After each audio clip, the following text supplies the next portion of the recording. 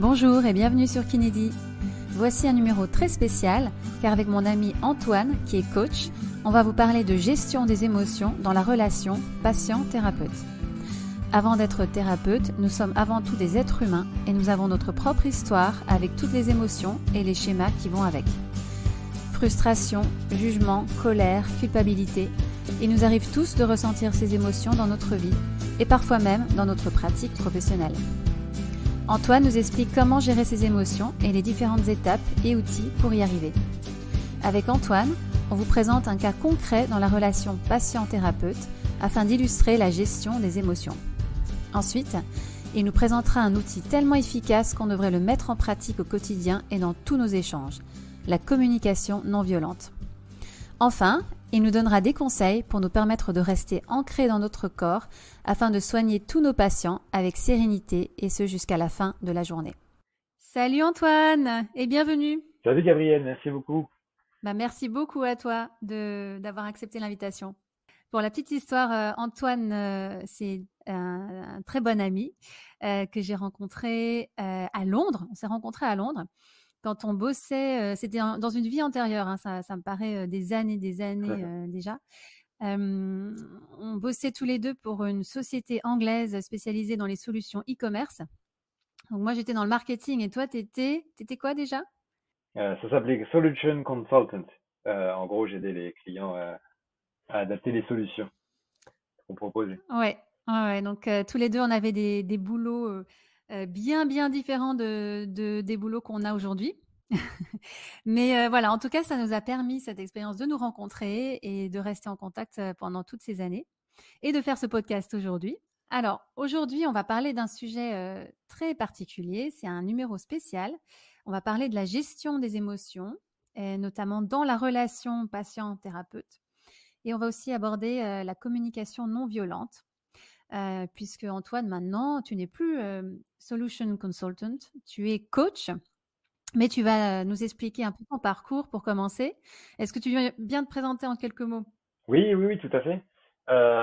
Oui, alors j'étais en train de me dire d'ailleurs que le seul lien entre coach et puis ce que je faisais avant, c'est-à-dire consultant en solution, euh, c'est en fait l'écoute des besoins et qu'il y a quand même quelque chose qui est resté entre les deux. Parce qu'en fait, à l'époque, le but c'était d'essayer de comprendre les besoins des clients pour pouvoir après apporter une solution adaptée. Et que finalement, coach, ben, même si c'est pas nous qui apportons la solution, parce qu'elle est en général chez les personnes qu'on accompagne, euh, on est là pour vraiment cerner les besoins et puis essayer de vraiment les explorer dans toute leur splendeur, leur grandeur, pour pouvoir ensuite ajouter, enfin, créer aider, collaborer sur la création d'actions assez simples à mettre en place. Voilà, donc ce parcours, je l'ai entamé en 2016 quand j'étais plus du tout heureux dans le monde du digital, notamment parce que bon, il y avait une valeur quand même autour du profit qui était beaucoup plus importante que les autres. Et donc du coup, l'humain était toujours un peu mis de côté. Et moi, j'avais une grande soif d'humain. Et puis j'avais aussi besoin de me connaître mieux. Je pense que je me sentais un peu à l'étroit dans ces métiers justement où l'idée c'est vraiment quand même orienté autour de la consommation, hein, parce que c'était la pub digitale ou les solutions e-commerce. Oui. Euh, Moi, j'avais envie de sortir de ça, et donc progressivement, le coaching m'est apparu comme la porte d'entrée la plus accessible pour euh, pour faire ce travail, et ensuite pour accompagner les autres, parce que j'ai réalisé aussi que en fait, quand j'ai fait une introspection sur qu'est-ce que j'aimerais faire à la sortie de cette carrière dans le digital, ce qui était marrant, c'est que j'ai réalisé que je faisais du coaching depuis très longtemps. En fait, j'aidais des personnes, notamment dans la création de leur CV. Il y en a un que j'ai aidé à complètement changer de vie, qui était en Allemagne dans une situation mouvementée, disons. Et, euh, et en 6 mois de temps, après qu'on ait beaucoup discuté et exploré ce qui l'embêtait, il a changé de vie, il a été en Irlande, il s'est installé, il a fondé une famille. Enfin bref, c'était assez impressionnant. C'était un des exemples les plus marquants de mon expérience avant le coaching, mais qui était du coaching. Voilà. Et donc aujourd'hui, je me concentre principalement sur tout ce qui est l'exploration des émotions. C'est vrai qu'on dit gestion des émotions, mais le terme, des fois, me dérange un petit peu parce que l'idée, c'est simple, c'est surtout de les entendre et de les accepter et de les vivre. Euh, et la communication non violente, mais qui est en fait un grand axe de coaching parce que tout tourne autour des besoins. Et en fait, quand on comprend que les besoins, c'est plus ou moins ce qui rend vivant, euh, quand on sait les entendre et agir en fonction. Ben voilà en fait ce que je propose principalement dans mes accompagnements. Et le euh, dernier aspect qui est plus récent, c'est la création de cercles de parole qui sont des endroits magnifiques parce que tout le monde a de la place pour s'exprimer et puis prendre un temps. Donc chacun à la fois laisse les autres, la parole des autres résonner en soi et peut aussi déposer soit ce qui pèse, soit les problématiques rencontrées au moment donné. Voilà, donc j'espère que ça résume à peu près ce que je fais. Ça résume très bien, oui, oui. Et d'ailleurs, des cercles de parole, tu vas en organiser un prochainement pour les thérapeutes, justement. C'est ça, hein? Oui, tout à fait. Oui, tout à fait. Avec un premier thème qui est la légitimité. Alors on fait ça pour l'instant en format local, mais c'est vrai que ça pourrait peut-être devenir un jour une conversation en ligne aussi. Et donc on va travailler sur la posture, sur le sentiment de l'illégitimité, à quoi c'est relié. Parce qu'on pense que c'est vraiment quelque chose finalement qui est en surface la légitimité, mais qui se passe plein de choses en dessous. Et donc on va regarder ça avec un groupe de thérapeutes. C'est super ça, parce que je pense que en tant que thérapeute, bah, quand on voit plein de patients avec des profils différents, il y en a aussi qui sont plus ou moins durs à soigner parce qu'ils arrivent quand même avec un bagage, hein.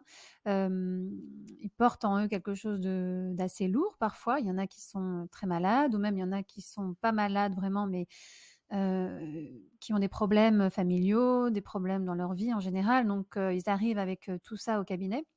Et c'est vrai qu'en tant que kiné, en tout cas, souvent, on reçoit beaucoup, beaucoup de leurs émotions, de leur énergie, et c'est pas souvent facile de ne pas se sentir, entre guillemets, «happé» par, cette énergie, et de rester, ancré en nous, et justement pour, ensuite pouvoir avoir de l'énergie qui reste pour soigner les autres patients avec leur autre histoire et leur propre bagage à eux.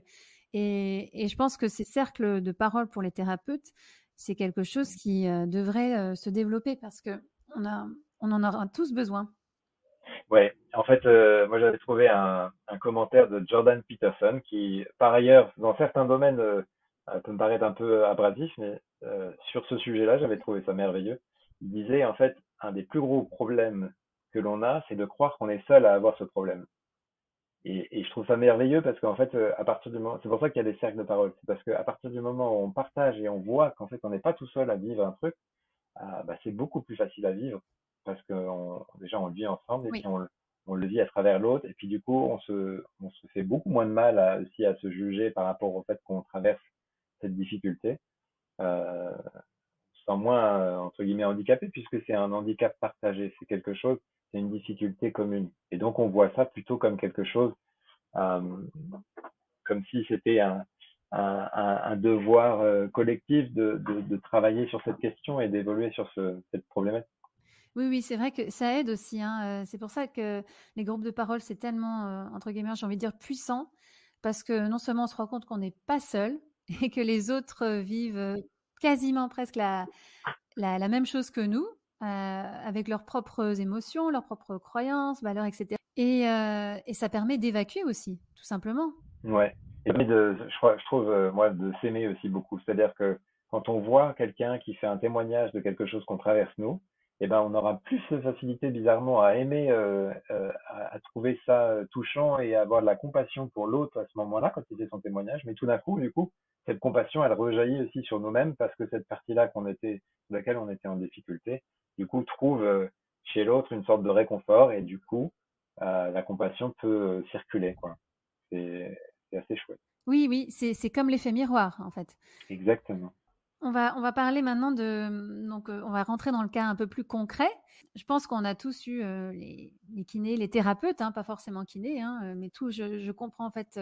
J'englobe tous les thérapeutes du monde de la santé, du bien-être. On a tous eu une patiente, un patient qui arrive et qui est plus difficile que les autres à soigner pour X raisons. Ça peut être une question de personnalité, mais ça peut aussi être une question de discours. Moi, je vais donner l'exemple d'une patiente que j'ai eue au cabinet qui, en fait, je redoutais, j'appréhendais les séances, chaque séance avec elle, parce que je savais qu'à la fin de chaque séance, je me sentirais vidée, voire déprimée, aigrie même, parce que c'est quelqu'un qui avait un discours très, très, très négatif et qui se posait beaucoup en victime. Donc, elle arrivait au cabinet, elle s'allongeait sur la table parce que cette patiente, il se trouve que je devais lui donner des soins. Enfin, elle était plutôt passive dans la rééducation. Et donc, déjà, elle s'allongeait et elle commençait un peu sa logorée, à se plaindre, à raconter sa journée, que tout allait mal, que tout lui tombait sur la tête. Et il n'y avait aucun échange, aucun dialogue avec elle. Elle attendait juste que, en fait, je dise oui, oui, je vous comprends, oui, oui, oui. Et dès que j'essayais un petit peu de la questionner sur justement pourquoi est-ce que vous dites ça, pourquoi est-ce que vous pensez ça, mais est-ce que ce serait pas plutôt ça, histoire un peu de, voilà, qu'elle sorte de son schéma de victime. J'affrontais un mur en fait. C'était impossible de percer ce mur et de la faire sortir de son schéma un peu destructeur. Ma question c'est, Antoine, comment faire face à ce genre de personnes et comment se protéger entre guillemets de cette énergie Ouais. qui peut paraître parfois vraiment envahissante. Euh, alors, dans un premier temps, je crois pas qu'on puisse s'en protéger.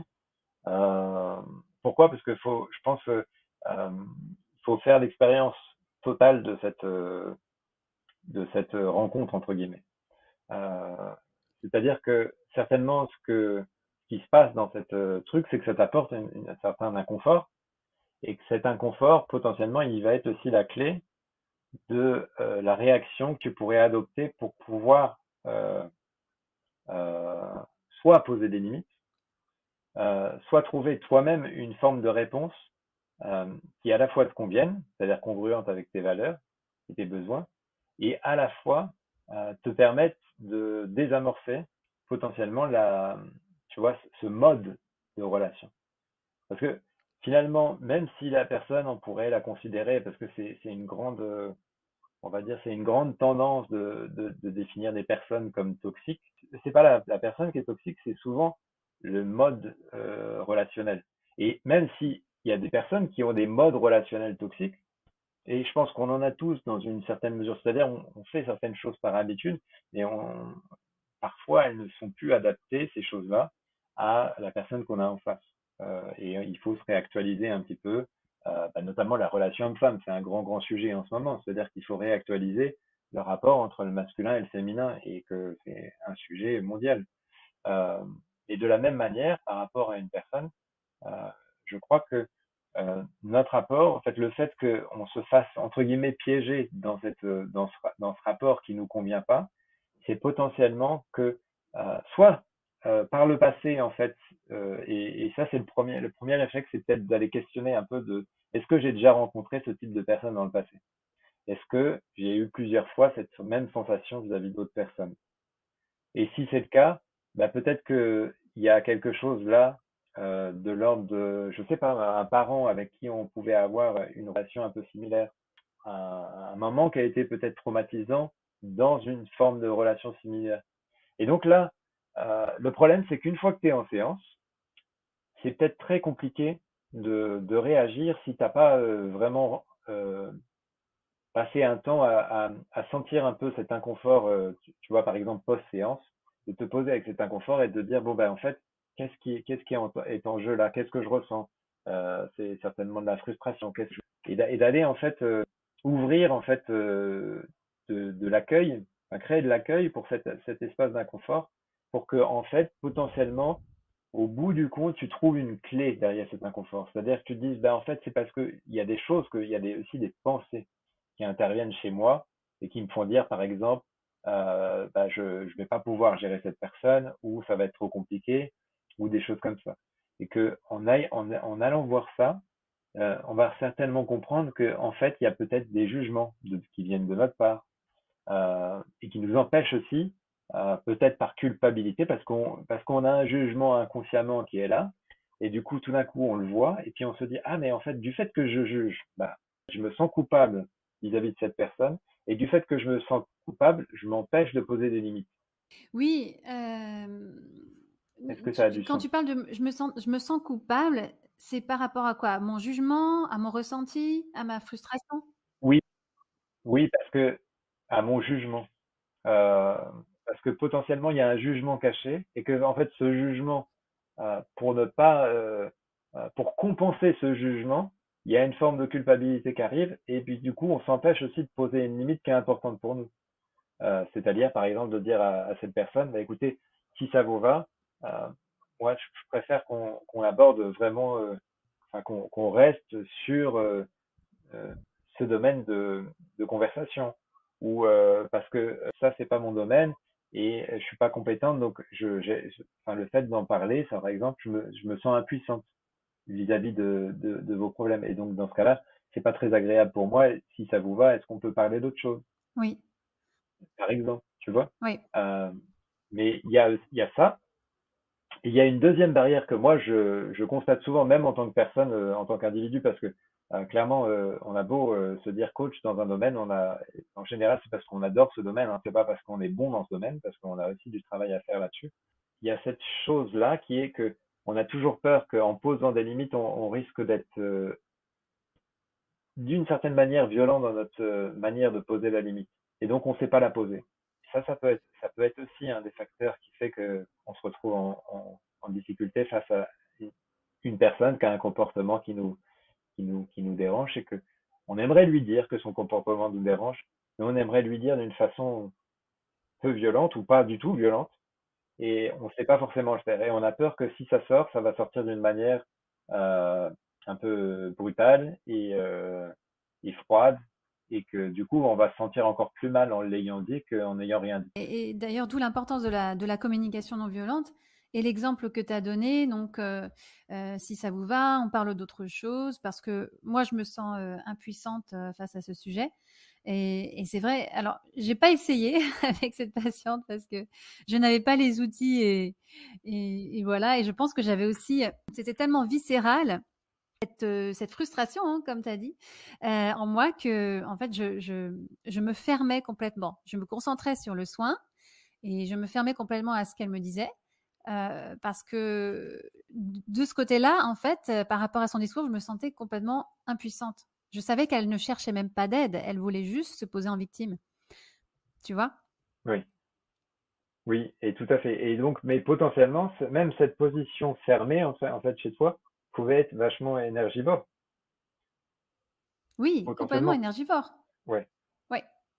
Donc, peut-être que, voilà, et donc la question à chaque fois de se poser, c'est est-ce que finalement, au bout du compte, alors c'était une stratégie que tu as adoptée parce que c'était la seule que tu avais à disposition, et de se dire est-ce que cette stratégie me convient ou pas en fait. Et c'est vraiment une question. Et l'avantage de se poser comme ça, c'est que déjà on a enlevé une relation à l'autre, c'est-à-dire qu'on s'est dit bon bah ça y est, je suis responsable de ma réaction. Oui. Euh, Et c'est quand même un grand, grand pas. Parce que tout de suite, on passe dans un mode de OK, je suis responsable, mais ça ne veut pas dire que c'est pas de ma faute si ça s'est passé, mais je suis responsable dans le sens où euh, je vais voir ce que je peux faire moi. Je vais revenir dans mon périmètre. Et c'est là, c'est de cette partie-là, euh, je vais regarder là, on va se mettre en mode observation et on va regarder en fait pourquoi j'ai adopté cette stratégie-là et qu'est-ce que je pourrais mettre en place d'autre potentiellement, qui est mieux. Oui, et c'est intéressant ce que tu dis. Je suis responsable de ma réaction. C'est vrai ce qu'on dit. C'est pas les événements, c'est pas l'événement en soi qui nous atteint, c'est notre réaction face à l'événement. Ben, souvent, ouais. Et en fait, c'est notre réaction face à l'événement. Et c'est aussi toutes ces, quand on dit réaction d'ailleurs, c'est vaste parce qu'il y a notre réaction, on va dire, mm, physique, c'est-à-dire qu'est-ce qu'on fait, on va Oui, dire, c'est même pas physique, mais matérialisé, c'est-à-dire qu'est-ce qu'on fait sur le moment par rapport à ça, qu'est-ce qu'on dit, qu'est-ce qu'on répond, etc. En amont de ça, il y a toutes les choses dont on n'a pas conscience aussi, toutes nos réactions qui sont certainement des jugements, des choses qui sont plus de l'ordre de la morale, c'est-à-dire, enfin, ça reste du jugement, mais c'est bien ou c'est mal. Donc, tu vois, par exemple, là, on se dit, bon, bah, elle se pose en tant que victime, c'est mal. Donc, à partir du moment où elle l'a casé dans c'est mal, donc, du coup, il y a quand même du jugement, mine de rien, malgré nous. Euh, et ça ne veut pas dire que c'est bien de se poser en tant que victime, mais ça veut juste dire qu'à partir de ce moment-là, potentiellement, on risque d'avoir déjà donné du pouvoir à l'autre, ce qu'on accepte et ce qu'on n'accepte pas, puisqu'on fait tous ça. C'est-à-dire, on a tendance à rendre l'autre responsable de la situation. Et de ce fait-là, on perd un peu de pouvoir. oui. Et pour en revenir à la communication non violente, donc justement, comment réagir? C'est quoi les principes de la communication non violente, justement? Est-ce qu'il y a plusieurs étapes? Comment ça se passe? Ouais. Alors, typiquement, dans ce genre de cas, on est plus avec tout ce qui est rapport à la frustration et à la colère, quand même, en général. Euh, et là, moi, il y a un petit bouquin de Marshall Rosenberg qui parle de superbes exemples de situations où il y a une colère ou une frustration, notamment avec des prisonniers, par exemple, qui sont là, évidemment des cas plus forts, où il y a eu tellement de colère que ça a tourné à quelque chose, une violence vraiment physique. Mais l'idée, c'est de décomposer, c'est-à-dire décomposer d'abord en, c'est quoi, quelles sont les pensées qui sont déclenchées dans cet événement, c'est-à-dire quand j'entends cette personne, quelles pensées sont là en moi, et de s'asseoir un petit peu avec ces pensées, de voir qu'en fait, ces pensées-là qui sont génératrices potentiellement de l'émotion, et ensuite, c'est tout de suite d'aller dans le besoin, c'est-à-dire quel besoin, pourquoi je ressens ça, il y a certainement un besoin qui n'a pas été entendu. C'est quoi mon besoin à moi par rapport à cette situation?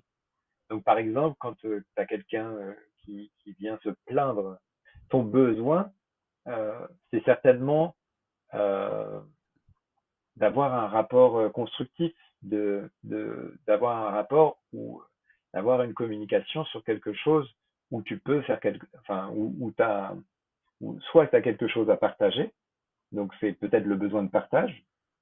T'aimerais que dans ta conversation, il y ait quelque chose que tu puisses partager, pas seulement quelque chose où la personne se plaint et que du coup, en fait, t'as pas d'espace, en fait. Donc, ça peut être un besoin d'espace. Et d'ailleurs, je pense aussi, en tant que thérapeute, on se dit, on a pour objectif de soigner la personne.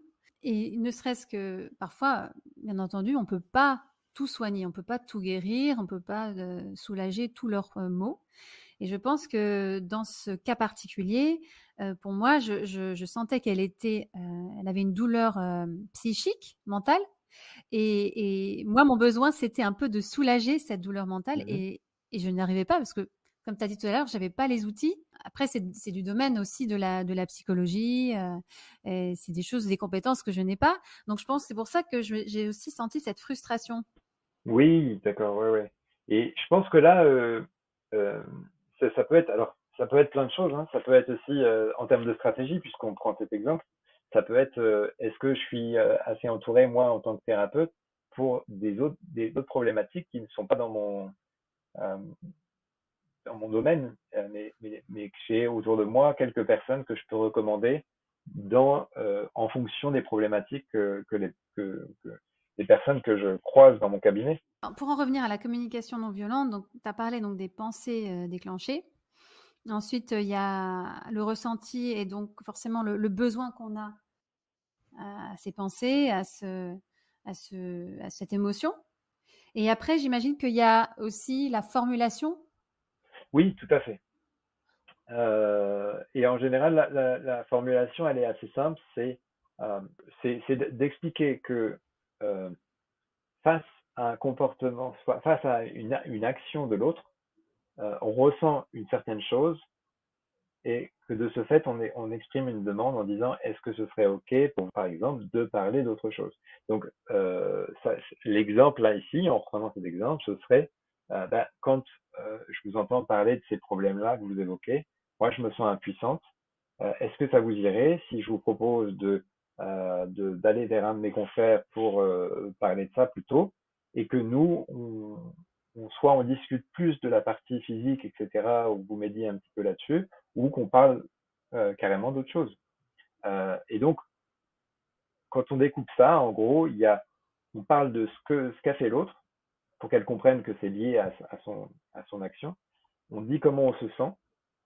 Et ça, en fait, la difficulté parfois, c'est qu'on a du mal, on pourrait se juger même soi-même de dire ce qu'on le ressent, ne pas sentir ce que l'on ressent comme légitime.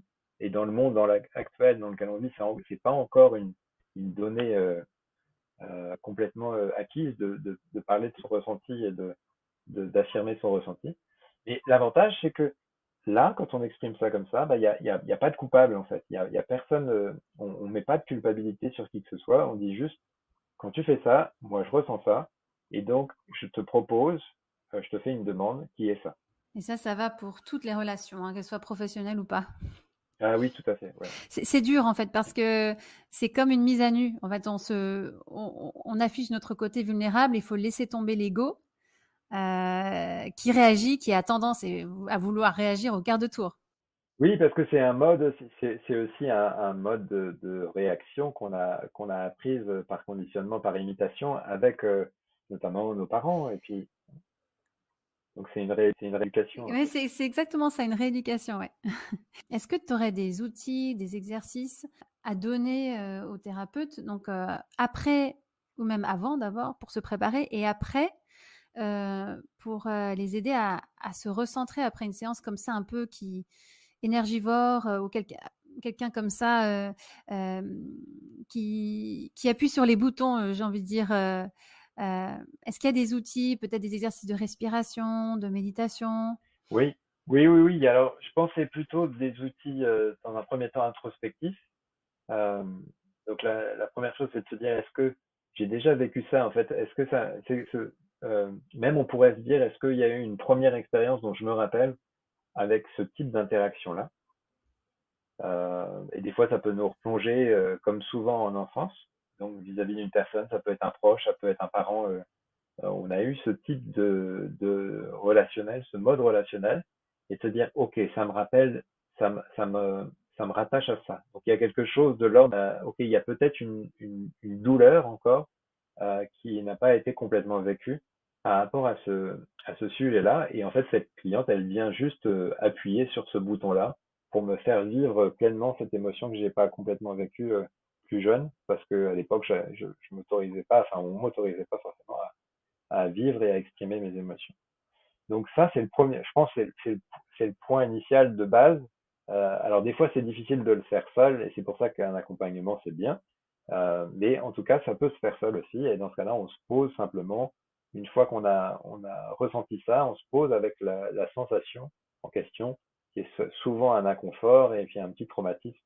Et on essaye, là justement, peut-être avec la respiration, de le vivre complètement, de le laisser passer. Et voilà, ça peut prendre un peu de temps, mais derrière, en général, il y a une belle clé, c'est que on peut passer à autre chose et puis on peut vaincre ces relations entre guillemets déstabilisantes. On peut les dépasser et puis poser les bonnes limites d'une manière la plus douce qui soit. Ça, c'est la première chose. Et la deuxième chose, on en a parlé un petit peu tout à l'heure, c'est de découper la situation en plusieurs choses, c'est-à-dire quelles sont les pensées euh, que moi j'ai eues par rapport à cette situation-là, et notamment par rapport à ce que la personne disait. Qu'est-ce que ça me fait ressentir? C'est quoi les émotions? Donc ça peut être, par exemple, comme tu disais aussi, le désir de sauver, tu vois, ou le besoin d'aider. Euh, et donc là, tu vois, on avait déjà un début de piste pour répondre à ça, mais c'est super parce qu'une fois que tu transfères ça en besoin, l'émotion, ce qui est super, c'est que potentiellement la solution arrive beaucoup plus simplement, parce qu'il y a quelque chose qui s'exprime si tu l'identifies en tant que besoin. Si tu l'identifies en tant que, tu vois, juste pour l'exemple, et c'est pas pour t'embêter, mais c'est vrai que et moi je le fais aussi souvent, hein, parce que clairement c'est quelque chose. Parfois quand tu as un discours de quelqu'un qui se plaint régulièrement, ça peut être très désagréable. Et c'est vrai qu'on aurait tendance à dire ah cette personne elle se pose encore en victime, etc. Mais à ce moment-là, ce truc-là, il a le seul problème qu'il nous pose, c'est qu'on n'a pas de résolution personnelle. Donc le fait de traduire ça en besoin, le fait encore une fois de revenir au besoin, c'est de se dire bon bah ok j'ai ce besoin-là, comment je pourrais y répondre. Et donc ça c'est un super exercice introspectif qui en général peut beaucoup aider. Euh, et alors le dernier aspect que je pense que je conseillerais pour des personnes qui ont tu vois des thérapeutes qui rencontrent ce genre de problème régulièrement, moi il y a un outil que j'aime beaucoup qui s'appelle l'aïkido verbal. L'aïkido verbal? Ouais, et en fait, en fait, donc c'est souvent c'est sous forme de petites formations. Mais en fait, l'idée, c'est que tu rentres comme si tu rentrais dans un tatami pour t'entraîner pour un art martial. Bah là, tu rentres pareil avec un tatami, mais qui est là pour le coup complètement virtuel.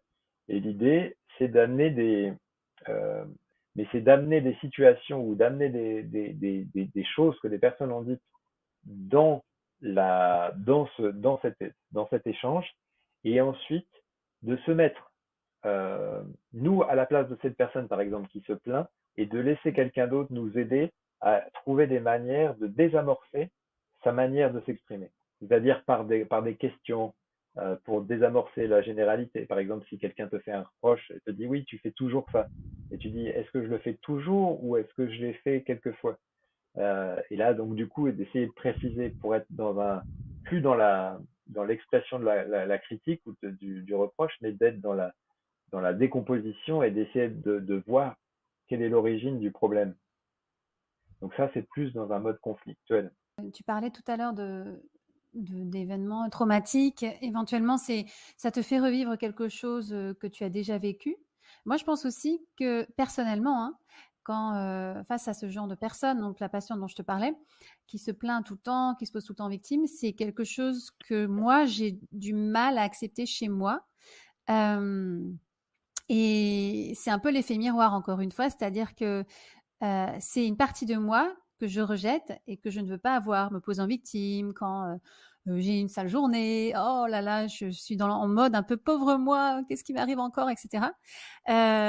Et c'est pareil aussi, j'ai envie de prendre l'exemple une autre personne que j'ai eue au cabinet qui a débarqué, elle était clairement en colère. Et en fait, elle m'a tout de suite agressée, alors que c'est quelqu'un avec qui je m'entendais bien. Et elle venait de voir son médecin qui lui a dit mais votre kiné il devrait vous faire des massages, c'est bien écrit sur l'ordonnance.